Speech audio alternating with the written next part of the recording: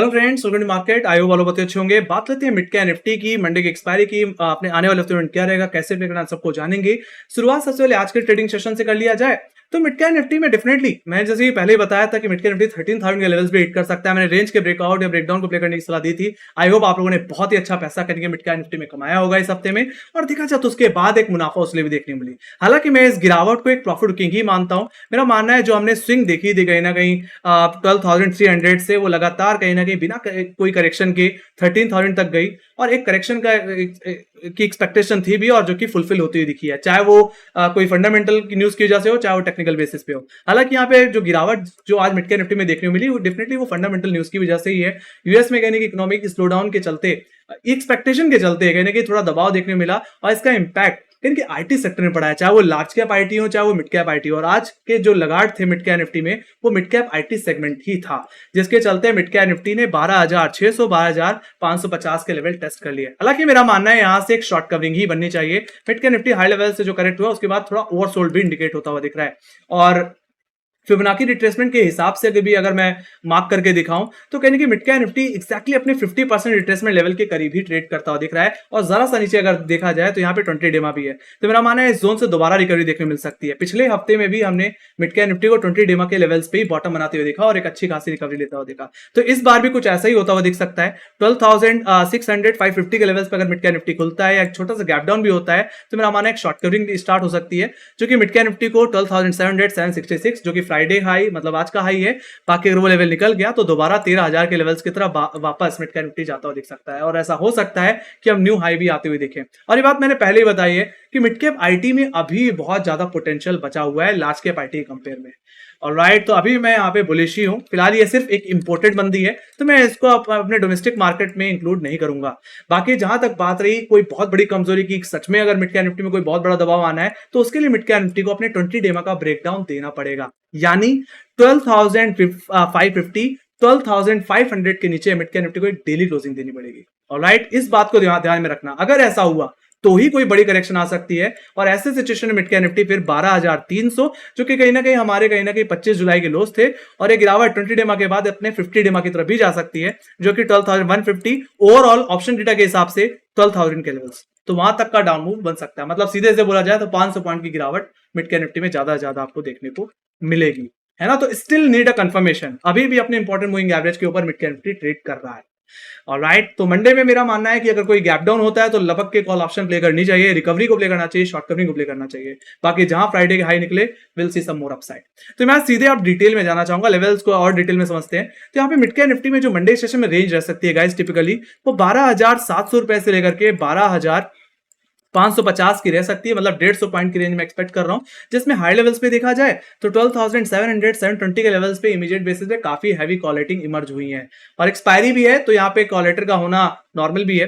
तो ये आपके लिए इमीडिएट हर्डल ही रहेगा। सेकंड हर्डल जो मैं देख पा रहा हूँ, सीधे देख रहा हूँ 12,766 के लेवल पे, जो कि फ्राइडे का हाई है, मतलब आज का हाई है। मेरा मानना है अगर मिड कैप निफ्टी में अगर कोई रिवर्सल आना है 20 डेमा के बाद, कोई तेजी आनी है तो 12,766 के ऊपर ही आने। अगर आप एक डायरेक्शनल ट्रेडर हैं तो 12,766 के ऊपर निकलने का वेट करें, मतलब इस आज के दिन का हाई के निकलने का वेट कर लें। अगर ऐसा होता है तो जो बिरिश गैप हमने मिड कैप निफ्टी में देखा वो तो सेटल आउट होगा ही, मतलब 12,900 के लेवल्स तो देखने को मिलेंगी। साथ ही साथ जो हमने टारगेट पिछले हफ्ते बताए थे 13,000, वो दोबारा आपको देखने को मिल सकता है। हो सकता है आप फिर एक न्यू स्विंग को, एक नए हाई को भी आते हुए मिड कैप निफ्टी में देख लो। ऑलराइट, तो वहीं पे जहां तक बात रही लोअर लेवल्स की, तो 12,600 का लेवल जो कि आज का लो था, ये इमीडिएट बेसिस पे काफी हैवी पुट राइटिंग होल्ड करने वाला लेवल है। ऑलराइट, तो यहाँ पे तो मैं यही कहूंगा कि अगर फ्लैट ओपनिंग हो और अगर आपको रिवर्सल पैटर्न देखने को मिले तो इसके सेकंड सपोर्ट पे अपना स्टॉप लॉस लगा करके, जो कि मिड कैप निफ्टी का 20 डे में है, लगा करके इसको दोबारा फ्राइडे हाई मतलब आज के हाई के लिए प्ले किया जा सकता है। बाकी जहां तक बात रही कोई बिकवाली की, तो मैं ऑलरेडी बता चुका हूं कि मिड कैप निफ्टी को एक डेली क्लोजिंग की जरूरत तो पड़ेगी 12,455 के नीचे। गैप डाउन हो जाए और वो गैप डाउन सस्टेन कर जाए 12,550 500 के नीचे, तो फिर हम चाहें तो फिर बिकवाली कर सकते हैं, मंदी कर सकते हैं। और जो मैंने पहले टारगेट बताए 12,300 50 डेमा और 12,000 के लेवल, जो कि ओवरऑल कहीं ना कहीं हमारे 23 जुलाई के लो है, वो आपके लिए फिर ओपन अप होते हुए दिख जाएंगे।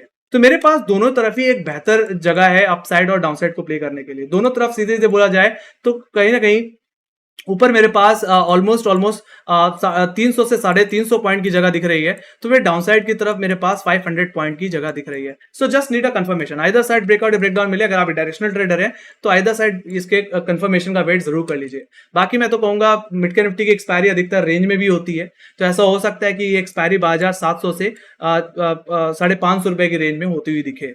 तो आप चाहें तो इस रेंज के अंदर थोड़ा न्यूट्रल बायस्ड होकर ट्रेड करें, लेवल बेस्ड ट्रेडिंग भी करके चल सकते हैं। बाकी आइदर साइड रेंज के एग्रेसिव हुआ जा सकता है। तो ये बात होगी गाइस मिड कैप निफ्टी के लेवल्स की। और जहां तक बात रही ओपनिंग की, तो मेरा मानना है एक फ्लैट ओपनिंग देखने को मिड कैप निफ्टी में मिल सकती है। और राइट यार, एक छोटी सी गैप डाउन ओपनिंग जिसपे मेरा मानना है दोबारा आपको रिकवरी देखने को मिलेगी मॉर्निंग में। तो ये बात हो गया मिड कैप निफ्टी के लेवल्स की। Let me go to option data. Option data में अगर देखा जाए तो डेफिनेटली यस, हायर लेवल्स पे थोड़ा सेलिंग प्रेशर आया है। कहां पे? 12,800 की कॉल ऑप्शन पे, जहां पे 23 लाख का ओआई है, और उसके बाद 12,700 की कॉल ऑप्शन पे, जहां पे 22 लाख का ओआई इमर्ज होता हुआ दिख रहा है। टेक्निकली ये 12,800 का लेवल आज का हाई है, एक्जैक्टली 766। ऑलराइट, तो आपके लिए जोन हर्डल की तरह काम करेगा। तो लोअर लेवल्स पे अगर कहीं पुट सपोर्ट दिख रहा है तो वो दिख रहा है 12,600 की पुट पे, जहां पे 16 लाख का ओआई है, और उसके बाद 12,500 जो कि 21 लाख का ओआई होल्ड कर रहा है, जो कि आने वाले हफ्ते में बहुत ही क्रूशियल सपोर्ट रहेगा। टूटेगा तो मंदी आ सकती है, अदरवाइज इन लेवल से दोबारा आप एक बड़ी तेजी देख पाएंगे। So that's the thing. तो बाकी पीसीआर को भी देखा जाए तो 0.53 है, जो कि थोड़ा ओवरसोल्ड नेचर को इंडिकेट कर रहा है। कहते कि एक शॉर्ट कवरिंग की इंडिकेशन यहाँ पे देता हुआ दिख रहा है।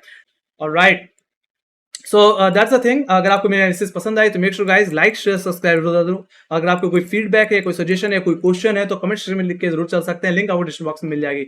बाकी डेफिनेटली और अगर आप ने फॉलो नहीं किया तो इंस्टाग्राम, ट्विटर, फेसबुक और टेलीग्राम पे जरूर फॉलो कर लीजिए। खासकर ट्विटर और टेलीग्राम, जहां पे मार्केट रिलेटेड अपडेट देते रहते हैं, चाहे वो ग्लोबल न्यूज से रिलेटेड हो, चाहे वो ऑटो सेल्स के नंबर हो, चाहे वो क्वार्टर रिजल्ट से रिलेटेड न्यूज़ेस हो, सारी के सारी हम अपडेट करते रहते हैं, जो कि काफी ज्यादा हेल्पफुल होती हैं किसी स्टॉक को प्ले करने के लिए। फंडामेंटल्स का भी असर काफी ज्यादा पड़ता है स्टॉक्स पे। तो ये था मेरा view. Thank you very much for watching. Bye guys, take care guys, love you, bye bye.